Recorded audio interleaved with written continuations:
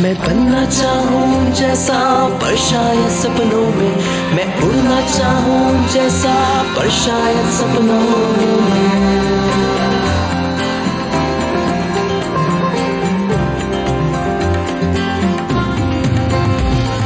सपनों की है उड़ान, कांटे बन गए फूल समान, रोक न पाए वो मुझको मुट्ठी में मेरी ये आसमां।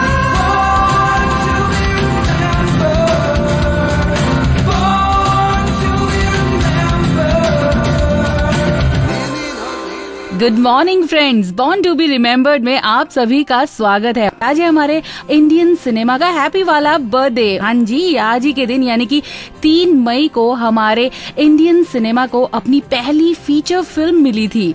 तो हुआ ना हैप्पी वाला बर्थडे। लिसनर्स, आपने आज तक फिल्मों के जरिए बहुत सारी कहानियों को पर्दे पर देखा होगा, लेकिन आज हम आपके लिए लाए खुद फिल्मों की कहानी, सिनेमा की शुरुआत से उसके हर दौर के बदलाव की कहानी। तो तैयार है ना आप फिल्मों की कहानी को सुनने के लिए? तो आइए चलिए अपना सफर शुरू करते हैं। दोस्तों, 3 मई 1913 जब दादा साहब फाल्के ने अपनी पहली मूक फिल्म या कहें साइलेंट फिल्म रिलीज की, जिसका नाम था राजा हरीशचंद्र। दादा साहब फाल्के वो पहले शख्स हैं जिन्होंने हिंदुस्तान में सिनेमा का आगाज किया। हुआ कुछ यूं कि दादा साहब फाल्के ने ईसा मसीह पर आधारित film the life of Christ देखी, जिसके बाद से ही दादा साहब फाल्के के मन में फिल्म बनाने की चाहत पलने लगी, क्योंकि उस जमाने में हिंदुस्तान में फिल्में बनाना किसी जादू से कम नहीं था। इसलिए इंग्लैंड में रहकर फिल्म निर्माण की कला उन्होंने सीखी। काफी वक्त के इंतजार और फिल्म बनाने के जज्बे को कायम रखते हुए दादा साहब ने फिल्म बनाने की शुरुआत की। लेकिन हिंदुस्तान जहां सिनेमा का नामो निशान नहीं जानता था, वहां फिल्म बनाना इतना आसान तो बिल्कुल भी नहीं था। फिल्म के लिए कलाकार मिलना बहुत मुश्किल था। किसी तरह से मेल आर्टिस्ट तो मिल गए, मगर फीमेल आर्टिस्ट कहाँ से मिले? ये तो बिल्कुल सपने जैसा था, क्योंकि औरतों के लिए नाटक नौटंकी में काम करना काफी बुरा माना जाता था उस समय, और मेल आर्टिस्ट को ही औरतों के कपड़े पहनाकर फीमेल कैरेक्टर्स निभाने पड़ते थे। दोस्तों, सबसे दिलचस्प बात ये है कि दादा साहब फाल्के ने फिल्म में काम करने वाले सभी लोगों से कह रखा था कि कोई अगर पूछे कि वो क्या करते हैं तो वो कहें कि हरीशचंद्र नाम की फैक्ट्री है जिसमें वो काम करते हैं। एक्चुअली में उस वक्त फिल्म किस चिड़िया का नाम है ये कोई भी नहीं जानता था। दादा साहब फाल्के ने क्रू के मेंबर्स को क्या आइडिया दिया, इसकी तो दाद देनी पड़ेगी। खैर, ऐसी ही कई मुश्किलों से उन्हें रूबरू होना पड़ा, मगर फिल्म बनाने के जज्बे पर कभी उन्होंने मुश्किलों को हावी नहीं होने दिया। फिल्म को बनाना दादा साहब फाल्के के लिए आसान काम नहीं था। उनके इस मुश्किल सपने को पूरा करने के लिए उनकी पत्नी सरस्वती बाई फाल्के ने उनका पूरा साथ दिया। आपको ये जानकर बहुत हैरानी होगी कि फिल्म बनाने के दौरान उनकी पत्नी फिल्म के सभी आर्टिस्टों के लिए खाना पकाती थी। इतना ही नहीं, वो कपड़े धोने से लेकर रोजमर्रा की जरूरतों का भी ख्याल रखती थी। उस वक्त क्रू में लगभग 500 लोग शामिल थे, जिनके रोज के खाने की जिम्मेदारी उन्हीं की हुआ करती थी। इसके अलावा वो फिल्म के पोस्टर से लेके प्रोडक्शन तक के काम में उनकी मदद किया करती थी। दादा साहब फाल्के को भी क्या पार्टनर मिला था ना। उनकी वाइफ उनके साथ साए की तरह थी, और शायद उनका ये सपना उनकी वाइफ की वजह से ही पूरा हुआ। राजा हरीशचंद्र फिल्म को बनाने के दौरान दादा साहब फाल्के के सामने कई चुनौतियां आईं। उनके पास इतने बड़े क्रू पर खर्च करने के लिए ज्यादा रुपए नहीं थे, और पता है दोस्तों, दादा साहब फाल्के ने अपनी वाइफ के गहने तक गिरवी रख दिए थे। भाई, गहने तो गहने, उन्होंने फिल्म बनाने के चक्कर में अपनी आंखें तक खराब कर ली थी। उनके पास जितनी भी जमा पूंजी थी वो सभी उन्होंने फिल्म बनाने में लगा दी। कई परेशानियों से गुजरने के बाद दादा साहब फाल्के फिल्म बनाने में कामयाब रहे, और 3 मई यानी कि आज ही के दिन 1913 को फिल्म प्रदर्शित हुई। फिल्म का प्रीमियर मुंबई के ओलंपिया थिएटर में अप्रैल 1913 में हुआ, जबकि ये फिल्म 3 मई 1913 को आम जनता के लिए पर्दे पर उतारी गई। इसका पहला शो कोरोनेशन सिनेमा गिरगांव में किया गया। फिल्म की रिलीज से 2 दिन पहले ही टॉकीज के बाहर सैकड़ों लोग टिकट काउंटर के बाहर बोरिया बिस्तर लिए डेरा जमा चुके थे। इस फिल्म को बनाने के बाद दादा साहब फाल्के ने इसके और कई प्रिंट्स तैयार किए। जिन्हें छोटे छोटे कस्बों में भी दिखाया गया। इस फिल्म की रील की लंबाई 3700 फीट थी और ये 40 मिनट की फिल्म थी। इस फिल्म का निर्देशन खुद दादा साहब फाल्के ने किया, जबकि फिल्म की कहानी रणछोड़ भाई उदयाराम ने लिखी थी और सिनेमेटोग्राफी त्रियंबक बी तेलंग ने की थी। तो दोस्तों, इस तरह रखी गई हिंदी सिनेमा की नींव।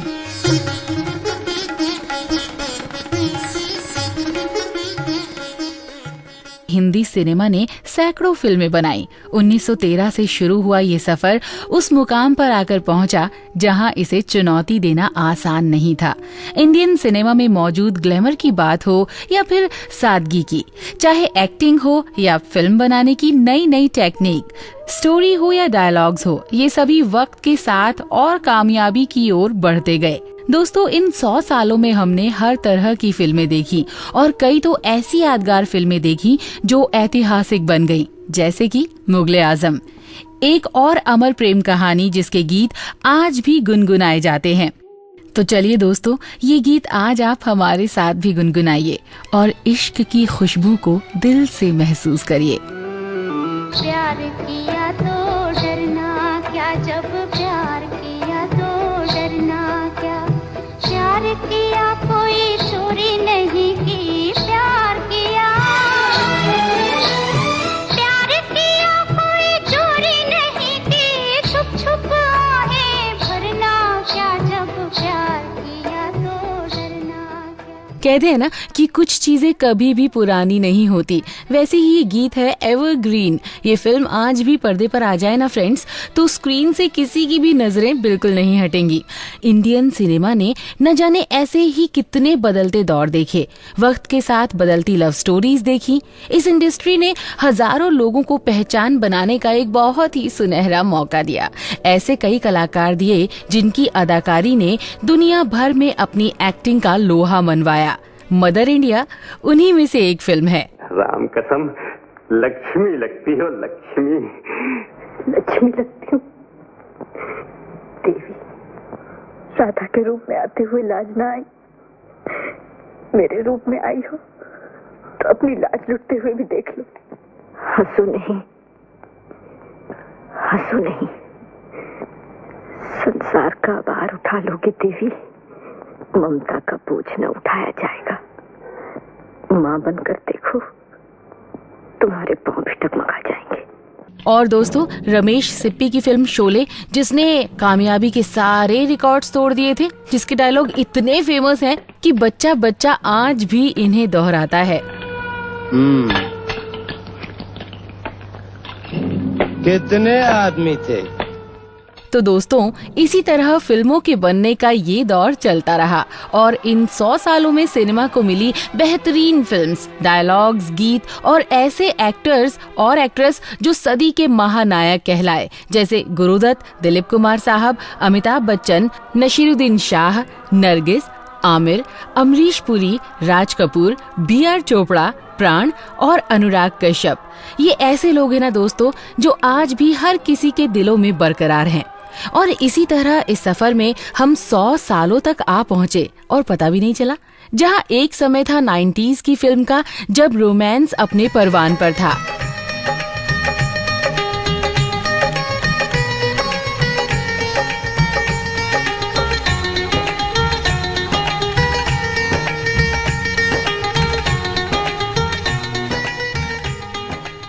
पर दोस्तों, समय कहाँ किसी के लिए रुकता है और फिर दौर आया एक्सपेरिमेंटल सिनेमा का, जिसमें दिल्ली बैली, रोबोट, रॉकस्टार और गुलाल जैसी फिल्में बनी जो दुनिया भर में पसंद की गई। ओ री दुनिया, हे ओ री दुनिया,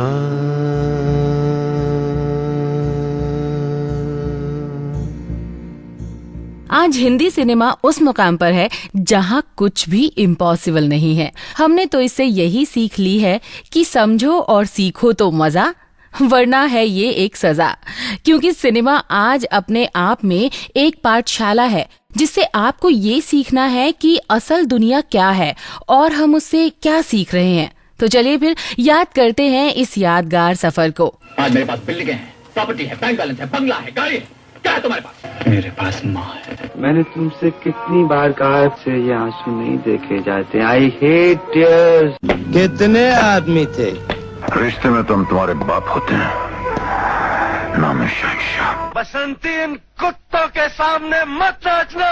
आज खुश तो बहुत हो गए तुम। साला एक मच्छर आदमी को ही जड़ा बना देता है। और जब ये 2.5 किलो का हाथ किसी पर पड़ता है ना, तो आदमी उठता नहीं, उठ जाता है।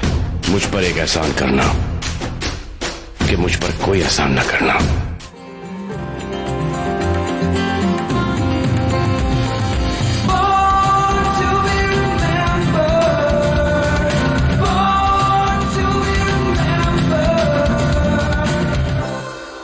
फ्रेंड्स, आप सुन रहे हैं बॉर्न टू बी रिमेम्बर्ड और मैं हूं आपके साथ बबीता। अब बारी आती है एक ऐसे आर्टिस्ट की जिन्हें आप soul brother number 1, the godfather of soul, the hardest working man in show business और मिस्टर डायनामाइट जैसे नामों से जानते हैं। और जाने भी क्यों ना, ये कोई मामूली हस्ती थोड़ी है। ये अपने गीतों से तहलका मचाने वाले मल्टी टैलेंटेड जेम्स ब्राउन हैं, जिन्हें आप एक actor, musician, dancer, song writer के तौर पर जानते हैं। जेम्स 3 मई 1933 में साउथ कैरोलिना में पैदा हुए और ये दुनिया भर में नाम कमा चुके हैं। अपनी धुनों और गीतों से लोगों को नचा चुके जेम्स कहां और किन हालात में पैदा हुए? जेम्स साउथ कैरोलिना के जंगल में पैदा हुए, जहां एक झोपड़ी के अलावा कुछ भी नहीं था। ब्राउन को तो ना माँ बाप का प्यार मिला और ना दुलार, क्योंकि जब ये सिर्फ 4 साल के थे तभी उनके माँ बाप अलग हो गए और उन्हें अपनी आंटी हनी के साथ जॉर्जिया जाना पड़ा। कहते हैं बचपन के दिन बड़े यादगार और सुनहरे होते हैं, मगर जेम्स का बचपन अंधेरे और गरीबी में बीता। उन्होंने पैसों के लिए जूते पॉलिश करने से लेकर गाड़ी धोने तक का काम किया। एक बार उन्होंने अपने बचपन को याद करते हुए खुद कहा था कि बचपन में उन्होंने 3 सेंट से जूते चमकाने का काम शुरू किया था। 2 वक्त की रोटी के लिए उन्हें हर रोज अपनी गरीबी के साथ 2-4 होना पड़ता था। लेकिन इन सभी मुश्किलों से बड़ा था जेम्स में जिंदगी जीने का जज्बा, जो उन्होंने कभी नहीं खोया। और रोशन जिंदगी की उम्मीदों में वो आगे आगे और आगे ही बढ़ते गए। लिसनर्स कहते हैं ना, जब वक्त बुरा होता है तो मुसीबत चारों तरफ से आती है। ऐसा ही हुआ जेम्स के साथ भी। 12 साल की उम्र में उन्हें स्कूल से निकाल दिया गया, सिर्फ इसलिए क्योंकि उनके पास प्रॉपर स्कूल ड्रेस नहीं थी। किसी ने सच ही कहा है, जिंदगी जीने का सबक सिखाने का कोई स्कूल नहीं होता, उसे जिंदगी खुद ही सिखाती है। खैर दोस्तों, स्कूल से निकाले जाने के बाद उन्होंने संगीत के सुरों को अपना साथी बना लिया और साथ ही साथ धर्म की तरफ भी इनका झुकाव बना रहा और उसी समय वो चर्च में भी गाना गाया करते थे।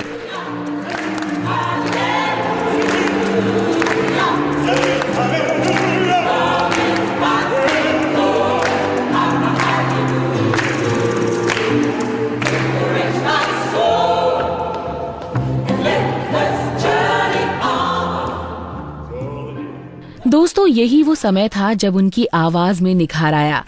कहा जाता है कि मौका वक्त देखकर नहीं आता और इन सब में बेहतर एग्जाम्पल है जेम्स ब्राउन। वैसे पता है दोस्तों, इन्हें जहां पहला मौका मिला, आमतौर पर वहां लोग जाना नहीं चाहते, वहां जाने से बचते हैं, और वो जगह है जेल। क्योंकि दोस्तों, अपने जवानी के टाइम में उन्हें किसी कारणवश जेल जाना पड़ा और वहीं से उनका सफल सिंगर बनने का रास्ता भी खुला। वहां उनकी मुलाकात हुई बॉबी ब्राइड से, जो एक सिंगर और पेंटर थे।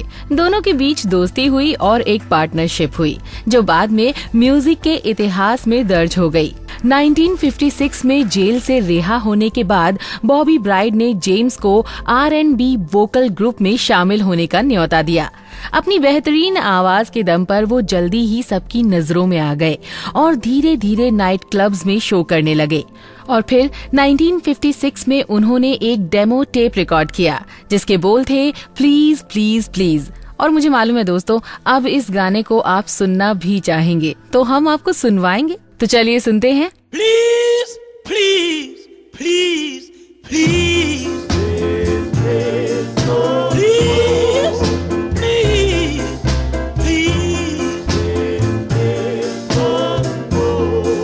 प्लीज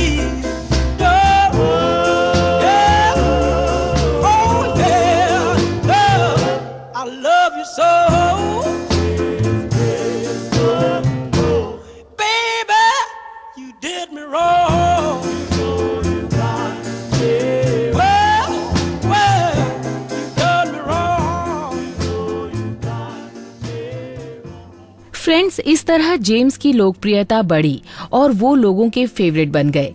अपने सॉन्ग से उन्होंने म्यूजिक लवर्स के दिलों पर राज किया। टॉप 10 सिंगर्स की लिस्ट में वो शुमार हो गए और उनके गाए गाने आज भी सुपर डुपर हिट हैं। जेम्स के बारे में सुनकर यही लग रहा है ना आपको कि जब इतनी मुसीबतों के बाद उन्होंने हार नहीं मानी और अपनी मंजिल तक पहुँचे, तो आप क्यों नहीं? मेरी बात पे जरा गौर फरमाइएगा। क्या आपको पता है कि आपकी जिंदगी में कुछ कर गुजरने का रास्ता आप अपने आप ही ढूंढ सकते हैं। जबरदस्त जज्बे वाले इस कलाकार को हमारा सलाम और आपके लिए जेम्स ब्राउन की आवाज में ये गाना।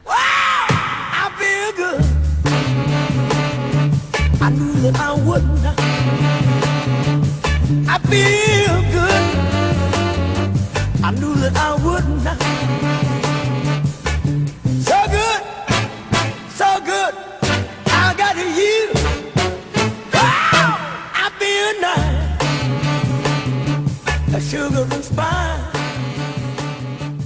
I feel nice. Born to be remembered. Born to be remembered. Friends, आप सुन रहे हैं बॉर्न टू बी रिमेम्बर्ड और अब जेम्स ब्राउन की म्यूजिक से बाहर निकलकर हम आपको सैर कराएंगे गणित के फॉर्मूले की। घबरा गए ना? बिल्कुल, मैथ्स का नाम सुनते ही सबके पसीने छूटने लगते हैं, बिल्कुल मेरी ही तरह। लेकिन सब हमारी तरह थोड़ी होते हैं। कुछ बड़े महान लोग भी हुए जिन्होंने मैथ्स की उलझनों को सुलझाया, कई मैथमेटिकल बायोलॉजी और इंटीग्रल इक्वेशंस को जन्म दिया। मैं बात कर रही हूँ महान गणितज्ञ वीटो वोल्टेरा की, जो 3 मई 1860 में एनकोना के एक गरीब यहूदी परिवार में पैदा हुए। मगर उस समय किसी को ये अंदाजा बिल्कुल भी नहीं था कि ये गुर्बत में पैदा हुआ बच्चा एक दिन दुनिया में महान मैथमेटिशियंस की लिस्ट में अपना नाम दर्ज करवाएगा। दोस्तों, नन्हे से इस बच्चे पर गणित के अंकों का जादू कुछ ऐसा छाया कि बड़े होते होते उन्होंने इन्हीं अंकों को अपनी जिंदगी बना लिया और यूनिवर्सिटी ऑफ पिसा में पढ़ने से पहले उन्होंने ये वादा किया कि वो मैथमेटिक्स के फील्ड में कुछ करके दिखाएंगे। 1883 में रैशनल मशीन्स के प्रोफेसर बन गए वो, और फिर थ्योरी ऑफ फंक्शनल, और 1930 में उन्होंने इंटीग्रल एंड इंटीग्रो डिफरेंशियल इक्वेशंस पर काम किया, और फिर 1905 में उन्होंने डिसलोकेशंस इन क्रिस्टल्स की थ्योरी दी। दोस्तों, गणित के इस धुरंधर ने सिर्फ मैथ्स की उलझनों को नहीं सुलझाया, बल्कि इटालियन आर्मी का हिस्सा बनकर देश की सेवा भी की। वोल्टेरा 50s के दशक में विश्व युद्ध के समय इटालियन सेना में शामिल होकर उन्होंने एयरशिप पर काम किया। वर्ल्ड वॉर 2 खत्म होने के बाद एक बार फिर वो मैथमेटिक्स की दुनिया में वापस आ गए और द लोटका वोल्टेरा जैसे प्रसिद्ध गणित के समीकरण बनाए। लेकिन फ्रेंड्स, 1922 में वो एक बार फिर बेनितो मुसोलिनी के शासन के खिलाफ मुहिम में शामिल हो गए और वो उन 12 प्रोफेसर्स में से एक थे जिन्होंने फांसीवादी शासन के फेवर में शपथ लेने से इनकार कर दिया था। और फ्रेंड्स, इसके बाद उन्हें इस्तीफा देने के लिए मजबूर किया गया। जी हाँ दोस्तों, सही विद्वान वही है जो सिर्फ अपने ज्ञान से ही नहीं बल्कि अपने जज्बे से हर किसी को रास्ता दिखा दे। ऐसे ही थे लोटका वोल्टेरा। इस महान मैथमेटिशियन को हमारी तरफ से श्रद्धांजलि।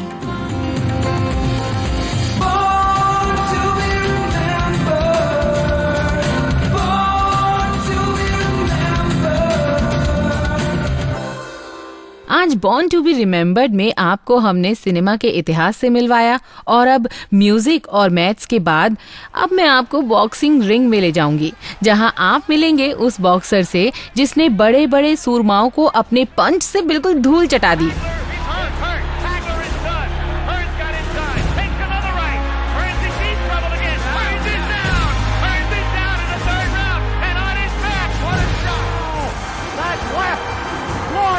Came from nowhere. It's over. Ali is the knockout winner. जी हाँ, मैं बात कर रही हूँ शुगर रे रॉबिन्सन की, जिसके नाम से ही दूसरे बॉक्सर्स के छक्के छूट जाते हैं। 3 मई 1921 में पैदा हुए शुगर रे का भी आज जन्मदिन है। दोस्तों, रे 5 बार वर्ल्ड मिडिल वेट के चैंपियन रहे। वो उन मुक्केबाजों में से हैं जो बॉक्सिंग वर्ल्ड के स्टार हैं। और फ्रेंड्स, इसका सबसे बड़ा उदाहरण ये है कि वर्ल्ड चैंपियन मोहम्मद अली भी इनके बहुत बड़े फैन हैं। तो हमारी तरफ से इस मुक्केबाज को सलाम। Born to be remembered. Born to be remembered. ओहो, अब मैं देख ही नहीं पाई आपसे बात करते करते कि घड़ी की सुइयां कह रही हैं कि बस बबीता, आज आपका समय यहीं पर खत्म होता है। एनीवेज, मुझे तो ये बिल्कुल ऐसा लग रहा था कि मेरे सर के ऊपर ना समय का चक्र चल रहा है और मुझे जल्दी जल्दी सब कुछ खत्म करना है, लेकिन नहीं, हमने बहुत एंजॉय किया। आज बॉर्न टू बी रिमेम्बर्ड में आपको ऐसी ऐसी बातें बताई जो शायद आप नहीं जानते थे। इसी के साथ मुझे दीजिए इजाजत, बाय बाय।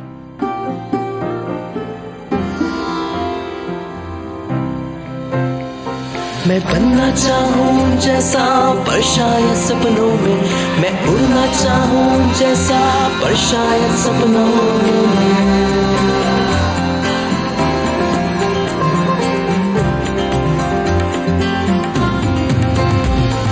सपनों की है उड़ान, कांटे बन गए फूल समान, रोक न पाए वो मुझको, मुट्ठी में मेरी है आसमान। Born to be remembered. इस कार्यक्रम के कार्यकारी निर्माता जैनेंद्र सिंह,